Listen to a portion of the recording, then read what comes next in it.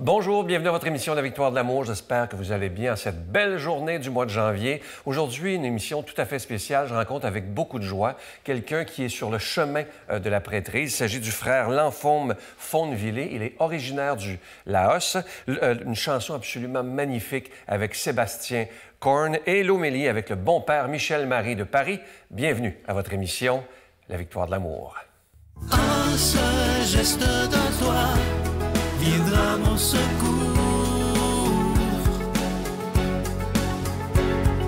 Viens semer dans mon âme le grain de l'amour. Je traverse un désert et je meurs de soif. Montre-moi le mystère qui garde la foi. Frère Lanfaume, merci d'être là. Merci à toi. Tu viens, t'es né au Laos. C'est où pour que les gens se situent bien? Je sais que c'est une petite île, je pense. Là. Oui, en fait, non, le Laos, c'est pas une île. C'est pas une île. Le Laos, c'est une péninsule. OK. Alors, c'est dans le sud-est asiatique. C'est un petit pays qui est enclavé en d'autres pays asiatiques plus connus, notamment la Thaïlande, la Chine, le Vietnam, le Cambodge. Alors, c'est un tout petit pays. C'est un pays qui est communiste. Et puis, la population, c'est autour de 7,5 millions d'habitants. OK. Est-ce que tu es né ici? Parce qu'à la façon que tu parles, on dirait que tu es un vrai Québécois, là. C'est souvent ce qu'on me dit, mais en fait, je suis né au Laos. C'est juste que j'avais peut-être 1 an quand ma famille a immigré ici au Canada. C'est pour ça que j'ai pris l'accent québécois. Et dans ton pays, c'est quoi la religion? La religion principale, c'est le bouddhisme et aussi l'animisme. Ça, c'est-à-dire, l'animisme, ça, c'est au fond la croyance que tout est mu par des esprits. Alors, c'est des croyances qu'on peut qualifier de païennes, pour employer une ancienne terminologie. Alors, il y a seulement 1 % de chrétiens au Laos, puis ma famille en fait partie. Ah oui? Oui. Comment la foi t'est venue? Ouais, en 2 temps, je pense. Hein? Une fois enfant, puis quelque chose de plus dramatique plus tard. Tout à fait. Alors, je dirais que 2 grandes étapes dans ma vie de foi. Moi, je ne viens pas d'une famille qui était très pratiquante, même si mes parents sont catholiques depuis la naissance. Et puis, quand j'étais jeune, je me posais des questions sur l'existence de Dieu. Et j'étais un enfant, puis j'avais vraiment cette intuition que si Dieu existe, on ne peut pas vivre sa vie sans le considérer, comme s'il n'existait pas. Alors moi, je m'étais lancé dans une espèce de quête, j'avais peut-être genre 10 ans, là, et je me dis, il faut que je sache si Dieu existe, mais je ne savais pas comment m'y prendre. C'est que là, à un moment donné, mon enseignante, j'étais en 5e année du primaire, elle disait, « Ah, vous savez ce que Jésus a dit dans l'Évangile? Tout ce que vous allez me demander, je vais vous l'accorder. Alors, tout ce que vous allez demander au bon Dieu, il va vous l'accorder. » Bon, plus tard, quand j'ai lu les Évangiles, c'était pas formulé exactement de cette façon-là. Mais toujours est-il que j'étais justement en 5e année du primaire, puis je me disais, « Ah ouais, si Dieu nous accorde tout ce qu'on lui demande, bien, je vais lui demander des choses. Je vais lui demander des cadeaux spécifiques à Noël. Je vais lui demander des jeux vidéo pour ma fête. En tout cas, toutes sortes de choses. » Alors, je me rappelle très bien comment j'avais commencé. Avant d'aller me coucher au lit, le soir, je prenais ma couverte, je la mettais par-dessus ma tête, puis je me disais, « OK, Dieu, si tu existes, donne-moi tel cadeau à tel moment. » Mais ce qui est très drôle, c'est que tout ce que je demandais, je l'obtenais. Puis il faut aussi se dire que moi, étant donné que je viens d'une famille de réfugiés, on n'était pas très riches, hein? Mais assez étrangement, tout ce que je demandais au Père Noël, en fait, à mes parents, là, je l'obtenais. Et à un moment donné, là, j'étais rendu un petit peu plus vieux, j'étais rendu en secondaire 1. Je voulais comme tester Dieu pour une dernière fois. Alors, je me rappelle très bien, je m'étais mis sous les couvertes et j'ai dit, « OK, Dieu, si tu existes, là, je sais que tu m'as donné plein de choses jusqu'à maintenant, mais cette fois-ci, là, si tu me donnes la chose que je te demande, je vais vraiment croire en toi puis je vais avoir aucun autre doute. » Et, tu sais, je veux dire, j'avais 13 ans, 13-14 ans, puis je dis, « OK, Dieu, je veux que demain, papa nous achète un Sega Genesis, puis c'est ça, tu sais. » Et là, j'étais super fier de ma demande, de ma prière, parce que le lendemain, c'est ni ma fête, ni Noël, tu sais. Puis moi, mon père m'avait dit très pertinemment, « Je vous achèterai plus jamais de jeux vidéo, à toi et à tes frères, parce que vous êtes toujours là-dessus. » Alors, c'était drôle, parce que le lendemain, il s'avérait qu'on recevait nos bulletins scolaires, tu sais. Alors là, le soir, on vient à la maison. Moi puis mes frères, on monte à notre père nos bulletins. Là, mon père check nos bulletins, puis il dit « Ah! Les gars, je suis tellement fier de vous, là. Demandez-moi n'importe quoi, je vais vous l'acheter. » Alors, moi, je regarde mon père, je dis n'importe quoi, même un Sega Genesis. Là, mon père m'a regardé, genre, pendant 5 secondes, là, tu sais, puis il dit ben oui, même un Sega Genesis. On va venir, les gars, on va aux distributions consommateurs. Tu sais, il y avait ce magasin-là. Alors là, je me rappelle, on achète le Sega Genesis, puis là, je suis en train de jouer un jeu, tu sais, qui s'appelle Streets of Rage. Puis là, dans ma tête, je suis comme, oh mon Dieu, Dieu existe, Dieu existe, Dieu existe, tu sais. Et donc, ça a été une première étape dans mon d'enfant, exactement. Bon, ouais. Et plus tard, tu as vécu un drame avec une de tes bonnes amies. Qu'est-ce qui s'est passé? C'est arrivé quand? C'est arrivé au mois de décembre 2008. Alors moi, j'étais ami avec une fille. Tu sais, on avait à peu près le même âge. Elle s'appelait Catherine. Elle avait 26 ans. Et donc, on était très proches. Tu sais, on s'était vus 5 jours auparavant. On avait passé la journée ensemble. Et à un moment donné, je reçois un message Facebook d'un de ses ex qui me dit « L'enfone, Catherine est décédée. Peux-tu m'appeler à tel numéro? » Je savais qu'on ne fait pas des blagues avec ce genre de choses-là. Alors là, j'appelle l'ex de Catherine. Il me dit, écoute, l'enfone, il y a eu un incendie chez elle, mais les policiers pensent que c'est un incendie criminel. Alors là, il me donne le numéro de téléphone des policiers. Je les appelle et c'est là que j'ai compris que mon ami a été assassiné dans son appartement. Ça a été un meurtre très violent. Hein? Il semblerait que c'était, même pour les policiers, ça les avait complètement choqués. Mon ami a été tué dans son appartement et après l'assassinat, le meurtrier a incendié son corps. Hey. Si bien que les premiers intervenants à être venus, c'était des pompiers.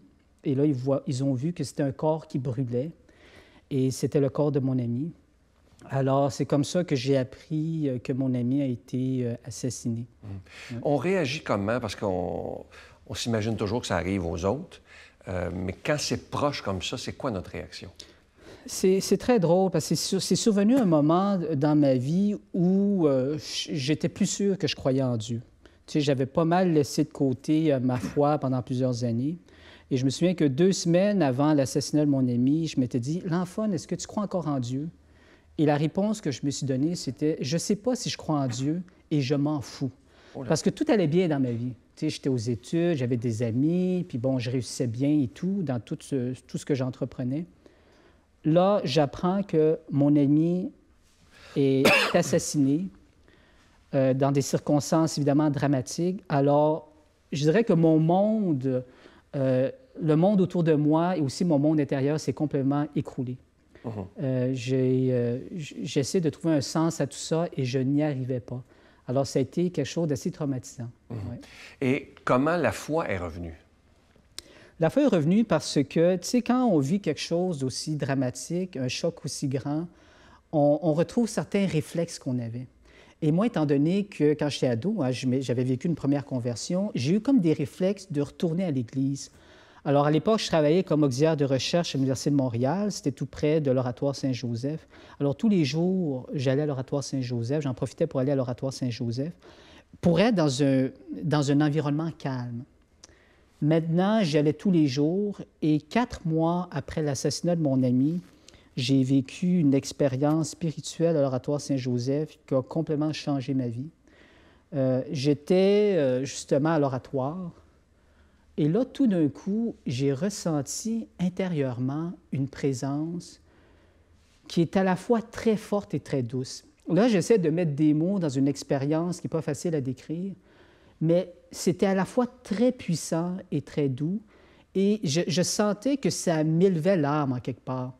Et intérieurement, j'avais l'impression que je vivais une expérience de Dieu, et je me dis, mais voyons, qu'est-ce qui est en train de se passer? Mais je savais que je vivais une expérience de Dieu. Et là, tout d'un coup, je n'ai pas entendu de voix, rien, hein, a surgi comme du plus profond de mon âme une conviction très profonde qui se concrétise par une phrase qui est la suivante. L'enfone, l'hostie, c'est vraiment le corps du Christ. Quand ça s'est arrivé, je me dis, mon Dieu, ça veut dire quoi? Là? Je dis, non. L'hostie, c'est pas vraiment le corps du Christ. L'hostie, c'est... Quand on dit que l'hostie, c'est le corps du Christ, c'est un symbole, c'est une image, c'est une métaphore. Mais ça ne veut pas dire que c'est vraiment ça. Et alors qu'intellectuellement, j'essayais de lutter avec cette nouvelle conviction, là, la nouvelle conviction était encore plus enveloppante, plus puissante, mais en même temps plus douce. Et ça me disait, non, l'enfant, l'hostie, c'est vraiment le corps du Christ. Un moment donné, je n'étais plus capable de lutter contre cette nouvelle conviction-là. C'est que là, je regarde à gauche, à droite, mais mon Dieu, est-ce que je suis en train de devenir fou? Là, je voyais que les gens ne me regardaient pas comme s'il se passait quelque chose de spécial autour de moi. Je dis, OK, il n'y a rien qui paraît. Alors là, je rentre chez nous et je sors mon catéchisme de l'Église catholique, que je n'avais pas sorti depuis des années. Je l'ouvre à une section qui s'appelle « Les fruits de la communion ». Je pense que c'est seulement 2 pages et demie. Je lis ça et là, je ferme mon livre, je dis, mon Dieu, c'est vrai. Ce que je viens de lire, c'est ce que j'ai expérimenté à l'oratoire. C'est-à-dire que ça mettait des mots sur l'expérience spirituelle que j'avais vécue à l'oratoire et c'est à partir de ce moment-là que ma vie s'est transformée. Qu'est-ce que Dieu a changé dans ta vie? Parce que tu as l'air d'un homme en paix. Oui. Oui, c'est sûr que lorsqu'on laisse une place à Dieu dans notre vie, c'est sûr que ça change tout, en quelque part. Vous savez, moi, j'ai vécu cette expérience-là 4 mois après peut-être l'événement le plus traumatisant de ma vie. Ayant perdu mon ami d'un assassinat, je pensais que je n'allais jamais plus retrouver la joie qui m'habitait. Tu sais, je suis quelqu'un de tempérament assez joyeux, on va dire. Et quand mon ami est mort, j'étais vraiment tombé dans une grande tristesse. Puis je pensais que cette tristesse-là allait m'accompagner pendant le reste de ma vie. Or, quand Dieu a ressurgi dans ma vie, c'est là que je me suis rendu compte que j'étais aimé, que Dieu existe et que Dieu est là, tu sais. Et je dirais que ça m'a permis de retrouver la joie. Je ne me suis pas forcé à retrouver la joie. C'est juste quelque chose qui se fait naturellement par la présence, je crois, de l'Esprit Saint qui habite nos âmes quand on ouvre la porte de notre cœur à Dieu. Alors moi, c'était vraiment cette expérience-là. Donc, pour moi, Dieu, ce qui m'a apporté, c'est vraiment la joie. Est-ce que, j'ai oublié de te poser une question tantôt, quand tu as su que ton ami avait été assassiné, est-ce que tu as eu une révolte contre Dieu en disant, si tu existes, comment ça que ces affaires-là arrivent? Je dois dire, je crois que ça, c'est sûrement une grâce que le bon Dieu m'a donnée, dans le sens où je n'ai pas ressenti de révolte à l'endroit de Dieu, et je t'explique pourquoi. C'est que moi, je viens d'une famille de réfugiés. Hein. Alors, quand mes parents sont venus s'installer au Canada, ils ont dû passer à travers des épreuves très, très grandes au Laos. Il y a eu des soldats qui ont couru après eux pour leur tirer dessus et tout ça. Ils ont survécu à tout ça. Mais ma mère, elle a perdu un de ses frères qui est mort en essayant de fuir. En fait, il est mort dans un camp de réfugiés. Alors, très jeune, j'étais conscient de la présence de la souffrance dans la vie. Et moi, étant donné que j'ai un background asiatique, tu sais, les Asiatiques, on a cette notion que la vie, ça ne sera pas facile. Alors, j'ai toujours eu cette conscience très vive, tu sais, que ce qui arrive à un tel de malheureux, j'ai toujours eu l'impression que ça pouvait m'arriver à moi aussi. C'est pour ça que quand c'est arrivé, je dois dire, je n'ai pas ressenti de révolte à l'endroit de Dieu. C'est juste que je me suis dit, bien, d'autres personnes doivent vivre ce genre de choses-là. Maintenant, c'est mon tour. Tu sais. Ouais. Il y a des gens à la maison qui doivent se poser la question, je vais te la poser. Pourquoi l'habit blanc? Pourquoi l'habit blanc? C'est parce que moi, en fait, je suis un frère dominicain. Alors, j'ai fait ma profession simple, c'est-à-dire que j'ai prononcé mes vœux temporaires pour employer des mots que la plupart des gens comprennent. Alors, je suis vraiment en cheminement pour faire ma profession simple, donc des vœux perpétuels. Alors, je suis rentré dans l'ordre des Dominicains il y a 2 ans. Alors, je suis toujours en cheminement. Pour devenir prêtre? Pour éventuellement devenir prêtre, si Dieu le veut. Moi, je prends vraiment les choses une étape à la fois. Pour l'instant, ça se passe bien, puis intérieurement, je sens que Dieu m'appelle à la prêtrise aussi. C'est quoi la réaction des gens? Un exemple, tu es dans la rue, dans le métro, ils te voient habillé comme ça, comment ça réagit? Oui, c'est ça. C'est vrai qu'effectivement, il m'arrive de porter l'habit à l'extérieur du couvent. Je ne le fais pas tout le temps ni systématiquement, mais j'ai aucun problème à le faire. Et je dirais que lorsque les gens me voient en habit, ça suscite souvent des bonjours. Je vois que les gens sont très respectueux pour la plupart. Et aussi, ça me permet d'avoir des conversations avec le monde, tu sais. Ah oui? Parce que les gens m'arrêtent souvent pour me poser toutes sortes de questions. Puis il y en a beaucoup aussi qui... Je vois que ça les touche, tu sais, de voir un religieux porter un habit. Juste il y a quelques jours, tu sais, moi puis quelques frères, on portait l'habit, on s'en allait dans une église, puis on revenait, c'était le soir. Et là, il y avait une madame qui était visiblement une toxicomane, et on sentait que ça la touchait beaucoup. Puis elle nous a dit, « Ah, vous savez, pourquoi est-ce qu'on ne voit plus des religieuses en habit? » Elle disait... Quand j'étais jeune, on en voyait... Tu sais, c'est une madame qui était assez maganée là, par la vie, mais je voyais qu'elle était touchée de voir des religions d'habits. En quelques secondes, qu'est-ce que tu aurais à dire à des gens qui voudraient croire en Dieu, mais qui n'y arrivent pas? Moi, ce que je dirais, c'est premièrement de demander à Dieu la grâce de la foi. Bon, là, j'emploie des termes un petit peu techniques, là, mais concrètement, ce que ces gens-là pourraient faire, ce serait tout simplement de s'adresser à Dieu. Tu sais, Dieu est partout, hein? Donc il nous entend, quoi qu'on dise et quoi qu'on pense. On va se dire, écoute Seigneur, ou Dieu, ou appelle-le comme tu veux, je ne crois pas en toi, j'ai de la misère à croire en toi, mais en quelque part, si tu existes, j'aimerais ça savoir que tu existes. Donne-moi un signe, tu sais.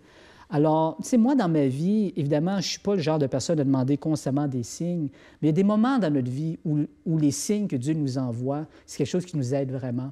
Alors, je les invite à vraiment s'adresser au Seigneur, mais vraiment avec une grande ouverture de cœur, parce qu'il y a des personnes qui ne croient pas en Dieu, mais ce n'est pas qu'ils ne sont pas capables de croire en Dieu, mais c'est qu'ils ont décidé de fermer leur cœur à Dieu. C'est-à-dire, Dieu pourrait donner toutes sortes de signes de sa présence. Eux, ils ont fermé leur cœur à Dieu. Dieu ne peut pas faire grand-chose devant un cœur fermé. Oui, tout à fait. Alors, qu'ils gardent leur cœur ouvert et qu'ils s'adressent de manière honnête à Dieu. Seigneur, si tu existes, donne-moi un signe de ta présence.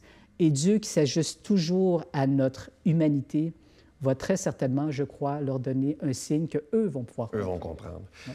Merci infiniment. Ça a été des beaux moments. Et je veux t'offrir une chanson qu'on a choisie pour toi qui est magnifique, interprétée par Sébastien Korn.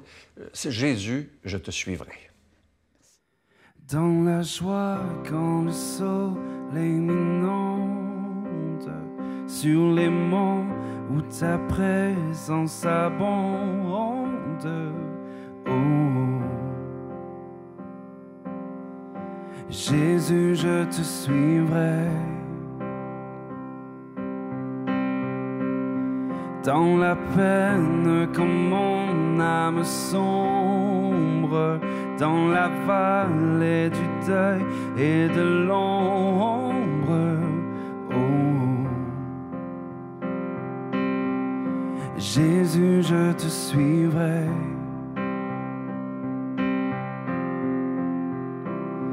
Car tu es mort pour moi.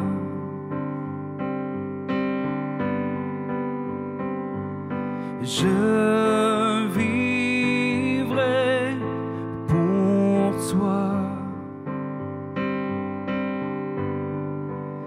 Tu t'es offert sans rien garder. Tu as souffert pour me sauver.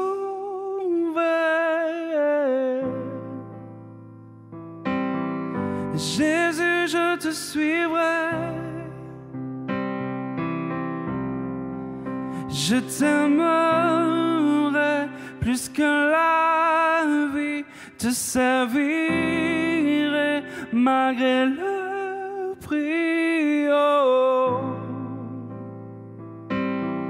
Jésus, je te suivrai. Confiant quand ma foi est profonde, dans le doute quand ma paix semble fondre, oh, Jésus, je te suivrai.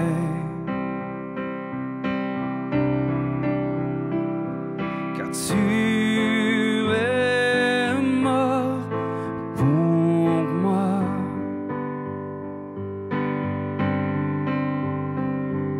Je vivrai pour toi.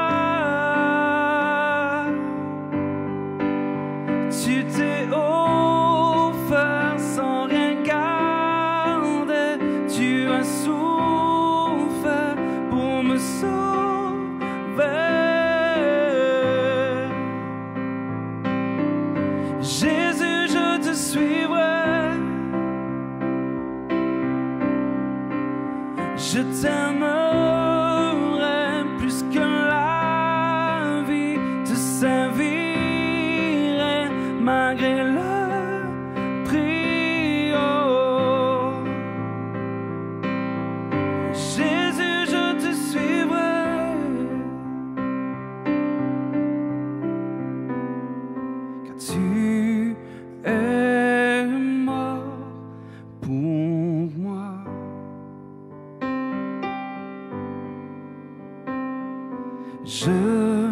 vivrai pour toi. Oh, tu t'es offert sans rien garder, tu as souffert pour me sauver.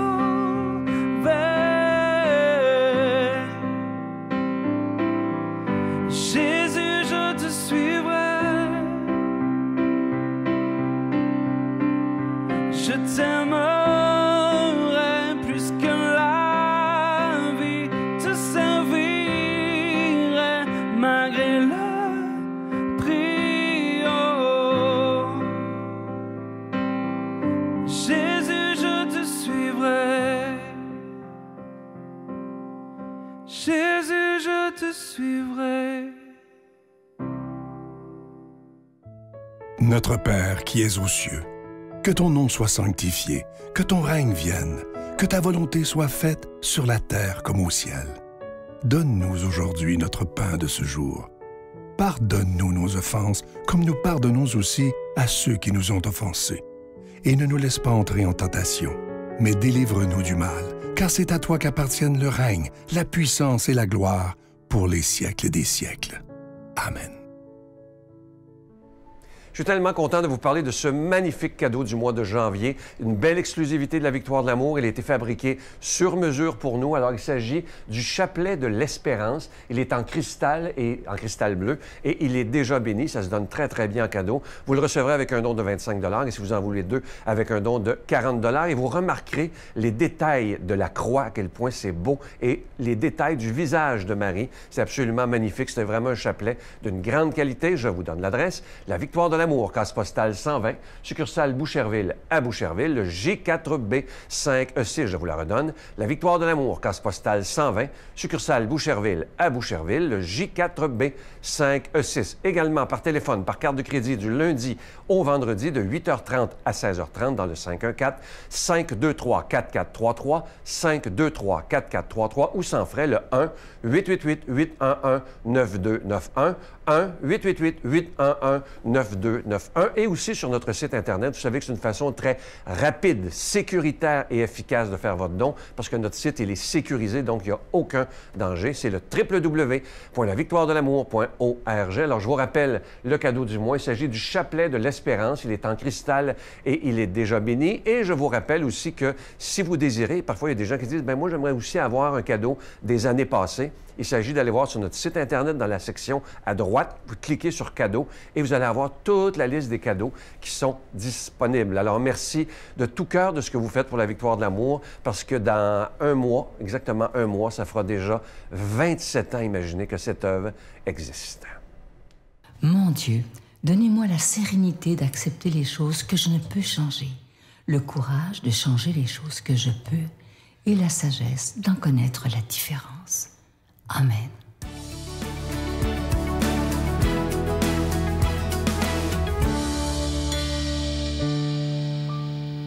Bonjour à vous tous, bon dimanche et merci à Sylvain de me donner la parole. Évangile de Jésus-Christ selon saint Jean. En ce temps-là, il y avait un mariage à Cana en Galilée. La mère de Jésus était là. Jésus aussi avait été invité au repas de noces avec ses disciples. Or, on manqua de vin. La mère de Jésus lui dit « Ils n'ont pas de vin ». Jésus lui répond « Femme, que me veux-tu ? Mon heure n'est pas encore venue. » Sa mère dit au serviteur « Faites tout ce qu'il vous dira. » Alors il y avait là 6 cuves de pierre pour les ablutions rituelles des Juifs, chacune contenait environ 100 litres. Jésus dit au serviteur « Remplissez d'eau les cuves » et ils les remplirent jusqu'au bord. Il leur dit maintenant « Puisez et portez-en au maître du repas ». Ils lui en portèrent. Le maître du repas goûta l'eau changée en vin. Il ne savait pas d'où venait le vin, mais les serviteurs le savaient, eux qui avaient puisé l'eau. Alors le maître du repas interpelle le marié et lui dit « Tout le monde sert le bon vin en premier, et lorsque les gens ont bien bu, on apporte le moins bon. Mais toi, tu as gardé le bon vin jusqu'à maintenant. » Tel fut le commencement des signes que Jésus accomplit. C'était à Cana, en Galilée. Il manifesta sa gloire, et ses disciples crurent en lui. Mes frères bien-aimés, en ce dimanche du mois de janvier où les températures chutent en Europe comme au Canada, le ciel vient réchauffer notre cœur en nous offrant un bel évangile où sont réunis nos préférés, que sont Jésus, Marie, sa mère, et les apôtres. Et c'est aussi la fête à plein bord pour un couple qui vient ce matin même de se marier. Donc vivons ce dimanche sous le signe de la joie. Tout de suite, il est important que nous remarquions que le Christ ne dénigre pas les fêtes humaines. Notre Dieu est un Dieu bien vivant qui se réjouit du bonheur des hommes. N'oublions pas non plus qu'il est le créateur de la vie. Les têtes d'enterrement que certains hommes affichent au nom de la gravité et même du sérieux de la vie empoisonnent de leur pessimisme l'espérance dont nous avons pourtant tous besoin. Le grand signe, le signe qui est donné aujourd'hui à Cana, pour parler comme Saint Jean, nous révèle déjà au seuil de la vie publique l'identité de Jésus.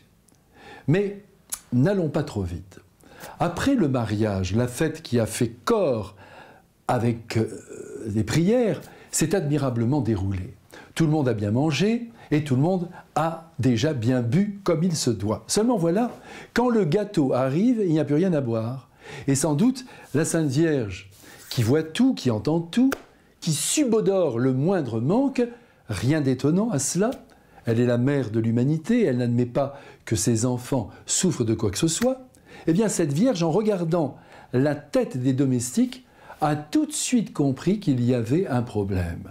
Alors, qu'est-ce qu'elle a fait? Elle a filé à la cuisine, et l'air de rien, elle a repéré, elle a vu que le vin faisait défaut. Et comme il n'est plus temps d'aller chez le marchand, elle va chercher l'inventeur du raisin, son fils bien-aimé, qui, elle en est convaincue, fera le nécessaire d'un coup de baguette magique. Mais oui. Comme vous l'aurez noté, la Vierge ne s'impose jamais. Elle dit simplement à son fils que le vin manque à la fête. Ils n'ont plus de vin, les pauvres. Et cet appel indirect au miracle laisse penser que durant les années précédentes, peut-être dans le secret à Nazareth, Jésus s'est livré à quelques prodiges qui ont dû éblouir ses yeux de maman. En tout cas, Marie est très sûre d'elle et elle ose avec délicatesse demander à son fils d'agir. Cette fameuse réponse que lui donne Jésus, « Qu'y a-t-il entre toi et moi ?» qui a été si souvent interprétée de travers, comme si Jésus disait à sa mère « De quoi tu te mêles ?» En vérité, derrière cette phrase « Qu'y a-t-il entre toi et moi ?» il faut répondre « Rien, rien qui nous sépare. » Et la preuve, c'est qu'à son tour, Jésus va filer à la cuisine, dénicher une dizaine d'amphores et demander aux domestiques de bien vouloir les remplir d'eau. Alors ces derniers s'exécutent. Puis le Christ, par sa seule pensée, sa seule volonté, a transformé la flotte en un vin savoureux. 600 litres de vin pour la pièce montée. Aussi, la réaction des invités ne nous étonne pas, alors qu'ils savourent ce vin divin et constatent que le meilleur a donc été gardé pour la fin. Eh bien, laissez-moi vous dire que la venue du Christ sur la terre, avec le vin de la sagesse contenu dans l'Évangile et son sang précieux, ouvre les derniers temps de l'histoire de l'humanité. 2000 ans déjà se sont écoulés et nous ne savons toujours pas quand Jésus reviendra, demain, je ne sais pas, dans 10 000 ans, dans 100 000 ans. Ce qui est assuré, c'est qu'au jour de son retour, il célébrera notre mariage avec lui et il nous emportera pour la fête éternelle où rien alors ne nous manquera. Alors qu'il nous bénisse déjà avec son Père et l'Esprit Saint, et nous recevons volontiers cette bénédiction. Bon dimanche à tous. Amen. Je vous salue Marie, pleine de grâce. Le Seigneur est avec vous. Vous êtes bénie entre toutes les femmes, et Jésus, le fruit de vos entrailles, est béni. Sainte Marie, Mère de Dieu, priez pour nous pécheurs, maintenant et à l'heure de notre mort. Amen. À ne pas manquer la semaine prochaine, je reçois avec beaucoup de joie Alexandre Goudarzi. Imaginez, cet homme a été enlevé en plein cœur de Bagdad pendant 66 jours. Ça a été vraiment des moments d'enfer. Je vous attends demain matin. Bye.